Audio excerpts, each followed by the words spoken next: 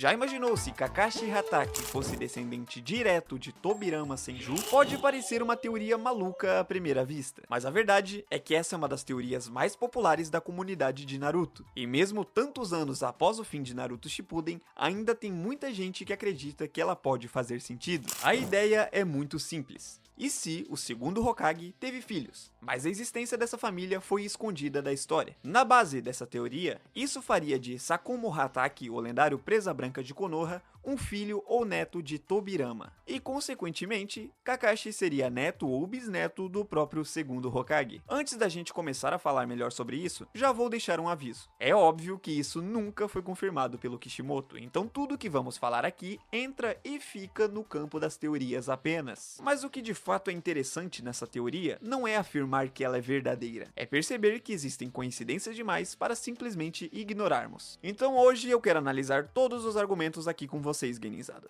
Os fortes, os fracos e no final vocês decidem se essa teoria faz sentido ou não. Antes do vídeo continuar, jovem ninja, torne-se membro por um preço acessível. Primeiro precisamos entender uma coisa. Muita gente olha pro Tobirama e pensa, ele nunca teve esposa. E bem, isso pode ser uma verdade. Em nenhum momento do mangá ou dos databooks o Kishimoto mostra qualquer relacionamento amoroso envolvendo o segundo Hokage. Porém, isso não significa que ele foi desvivido sem ter filhos. São coisas completamente diferentes. A falta de uma informação não torna algo uma verdade ou uma mentira. Por exemplo, nunca conhecemos a família do Orochimaru, nunca descobrimos quem eram os pais de Minato. Eu poderia citar vários personagens aqui, mas vocês já entenderam. O Kishimoto simplesmente não se interessa em desenvolver a árvore genealógica de boa parte dos personagens.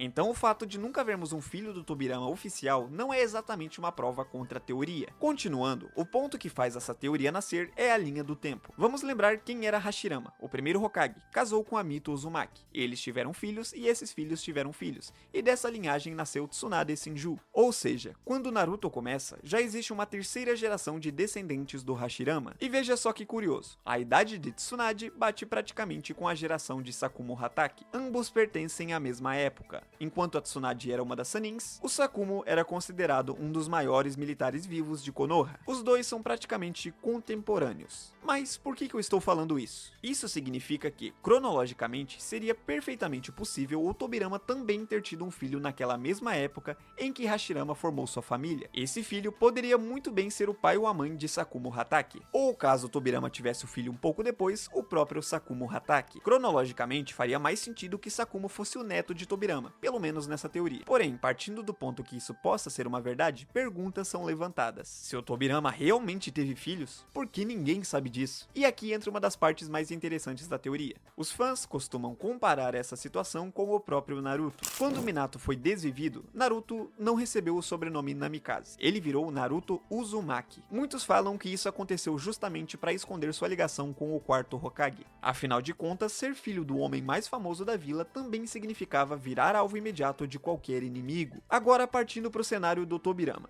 Estamos falando do período mais violento da história ninja. Guerras constantes, clãs rivais, espionagem, jogos políticos. O segundo Hokage provavelmente possuía inúmeros inimigos espalhados pelo mundo. Por exemplo, os próprios irmãos Ouro e Prata. Será que revelar filhos do Tobirama publicamente seria algo inteligente? Talvez não. Alguns fãs acreditam que a família teria adotado outro sobrenome justamente para se proteger, e aí surgiria o sobrenome Hatake. Como eu disse antes, não existe nenhuma prova disso, mas também não existe nenhuma informação que torne isso impossível. Aliás, o próprio clã Hatake é um dos maiores mistérios de Naruto. Quando você para pra pensar, a gente conhece literalmente dois integrantes desse clã, Sakumo e Kakashi. Tudo sobre esse clã é um vazio gigantesco na lore de Naruto, e toda vez que existe um vazio desses, teorias aparecem. Outra parte que faz muita gente acreditar nessa teoria é a aparência. Quando olhamos para Tobirama, Sakumo e Kakashi, existe algo difícil de negar. A semelhança existe. Os três possuem cabelos brancos, os três possuem traços faciais bem parecidos, os três passam aquela imagem de guerreiros extremamente sérios. São pessoas reservadas, calculistas, pouco emotivas na maior parte do tempo, e principalmente todos são tratados como gênios desde muito jovens. Tobirama revolucionou praticamente toda a estrutura de Konoha, criou inúmeras técnicas técnicas proibidas, desenvolveu instituições. Era um ninja conhecido pela sua inteligência absurda. Já Sakumo foi um ninja tão poderoso que sua fama rivalizava com a dos Sanins lendários. E o Kakashi, bom, dispensa apresentações. Os três personagens pertencem àquela categoria de ninjas que parecem sempre estar vários passos à frente dos outros, mas personalidade parecida não prova parentesco, apesar de levantar mais dúvidas. Outro argumento muito comentado e até um pouco subestimado é a questão do chakra. Sempre zoam Kakashi dizendo que ele tem pouco chakra. Só que, será que isso é mesmo uma verdade? Vamos pensar um pouco.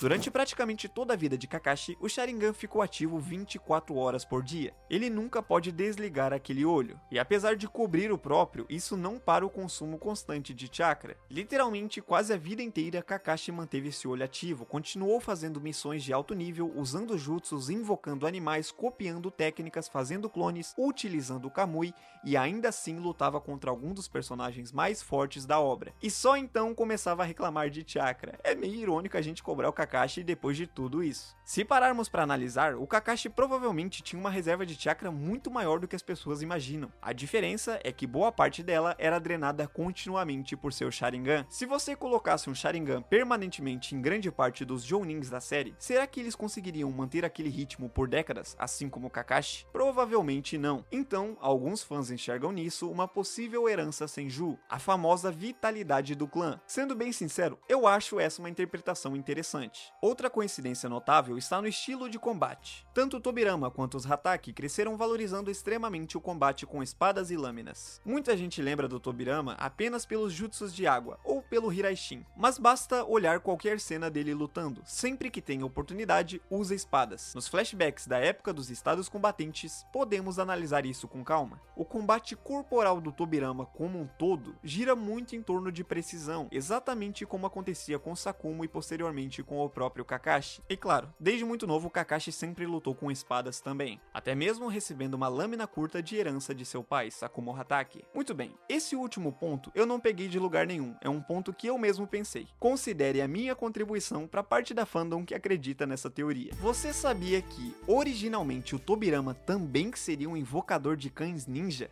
Sim. Isso realmente existiu. No primeiro databook de Naruto aparecem informações dos planos iniciais de Kishimoto, entre eles um tópico extremamente curioso. Lá é revelado que Tobirama Senju, o segundo Hokage, seria um invocador de cães ninja. Inclusive existe um conceito antigo em que o cachorro seria o próprio Hiruzen Sarutobi. Acredite se quiser, o terceiro Hokage seria um cão e seria invocado pelo Tobirama. Agora pense nessa coincidência. Quem é o único personagem importante da série conhecido justamente por invocar cães, excluindo, é claro, todo o clã Inuzuka? Esse alguém é Kakashi Hatake, o único da obra inteira com exceção dos Inuzuka. E Tobirama também teria essa capacidade. Bem, você não pode negar, isso é no mínimo muito curioso. Tirando o meu chapéu de alumínio, podemos dizer que isso provavelmente aconteceu porque Kishimoto reciclou algumas ideias antigas. Mas para você que gosta das teorias, fica aí a minha contribuição para essa. Será que seria uma técnica passada de geração em geração para a família de Tobirama? Isso significa que a esposa de Tobirama seria uma Inuzuka? Muitas perguntas, poucas respostas. Mas agora vamos olhar para os argumentos contra essa teoria. Eles também existem. O principal deles é muito simples. Nunca houve absolutamente nenhuma fala sugerindo parentesco entre esses personagens. Nem de Tobirama, nem de Kakashi, nem de Sakumo, ou de qualquer outro personagem que poderia citar algo. Ninguém jamais comentou algo parecido.